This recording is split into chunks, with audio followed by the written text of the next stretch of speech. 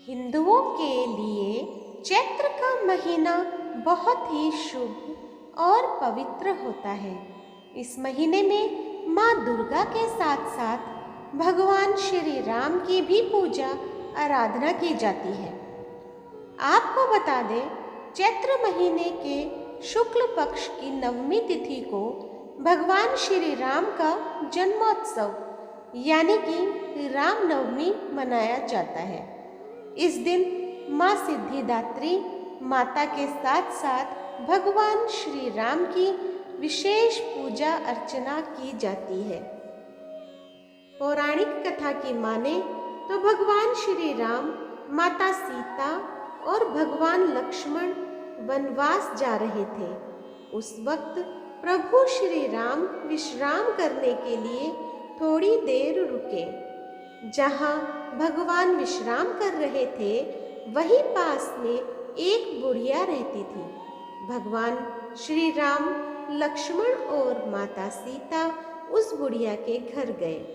उस वक्त बुढ़िया सूत काट रही थी। बुढ़िया ने श्री राम, लक्ष्मण और माता सीता का आदर पूर्वक स्वागत किया और उन्हें स्नान ध्यान करवाकर भोजन करने के लिए कहा। ये सुनकर श्री राम ने उस बुढ़िया से कहा कि माता, मेरा हंस भी बहुत भूखा है, उसके लिए पहले मोती ला दो, फिर मैं बाद में भोजन करूँगा। ये सुनकर बुढ़िया बहुत परेशान हो गई, लेकिन बुढ़िया अपने घर आए मेहमानों का निरादर नहीं करना चाहती थी। इसी वजह से वे दौड़ते दौड़ते अपने नगर के राजा के पास गई और उससे उधार में मोती देने को कहा। बुढ़िया की हैसियत राजा को मोती लौट आने की नहीं थी, लेकिन फिर भी बुढ़िया पर तरस खाकर राजा ने उसे मोती दे दिया। बुढ़िया दौड़ते हुए उस मोती को लाकर भगवान श्री राम के हंस को खिला दिया। हंस को खाना खिलाने के बाद बुढ़िया ने भगवान श्री राम को भी भोजन कराया। भोजन करने के बाद भगवान श्री राम जाते समय बुढ़िया के आंगन में एक मूर्ति का पेड़ लगा दिया। जब पेड़ बड़ा हो गया तो उसमें बहुत सारे मोती होने लगे, लेकिन बुढ़िया को इस मोती के बारे में कुछ पता नहीं था। जब पेड़ से मोती गिरता था तो उसकी पड़ोसी उसे उठाकर ले जाती थी। एक दिन जब बुढ़िया उस पेड़ के नीचे बैठकर सूत काट रही थी, तो पेड़ से एक मोती गिरा।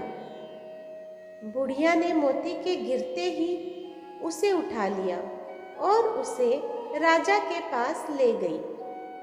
बुढ़िया के पास इतने सारे मोती देखकर राजा को बड़ी हैरानी हुई।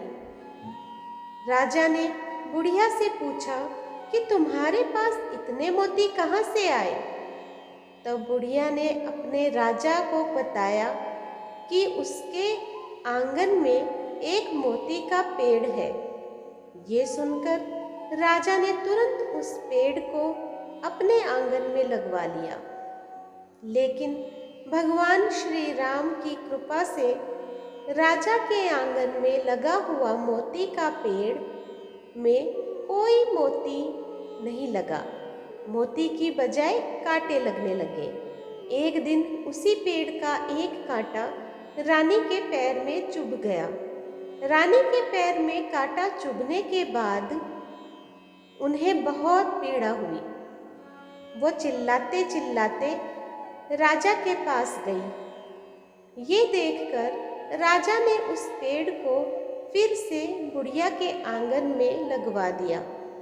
प्रभु श्री राम की कृपा से पेड़ में फिर से मोती लगने लगे।